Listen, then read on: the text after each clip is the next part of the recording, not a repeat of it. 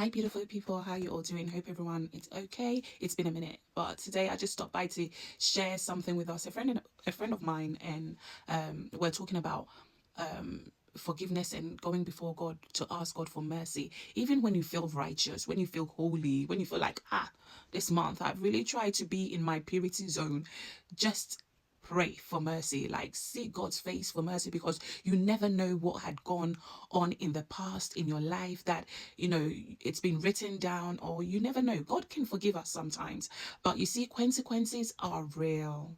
Consequences are something we don't often talk about. Consequences are something that we brush it to the side, and we're always like, once saved, forever saved, and we feel like that's it. There are moments and times where we need to seek God to take us deeper, deeper, deeper, as a result of, like, things that we are facing, certain challenges we are facing, and we're not able to pinpoint where it's come, like, while we're going through such phases and such challenges. It's so important to seek God's face to see where certain battles are coming from. Was it because of certain things that my forefathers did, my parents did, or even I did, that I'm not aware of, that I'm paying for the consequences? God, trust me, God can forgive. And if we take a good look at certain people in the Bible, like Aaron must have done something against his brother Moses, and because he had a priesthood garment on him, he didn't pay for the consequences there and then. But at a point where he was led to the mountain and his garment was stripped off, he paid for it. Look, time passed and he paid for it. Miriam, the sister of Moses, paid for it.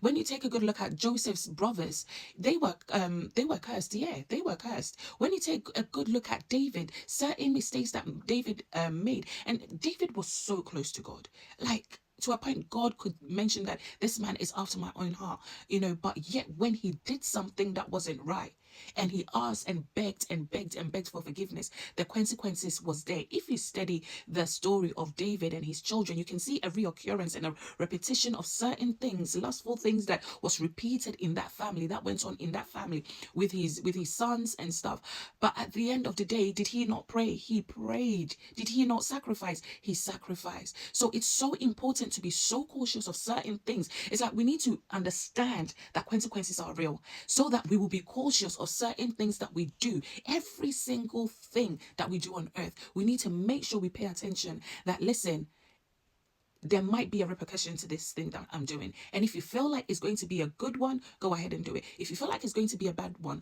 pull yourself away from it.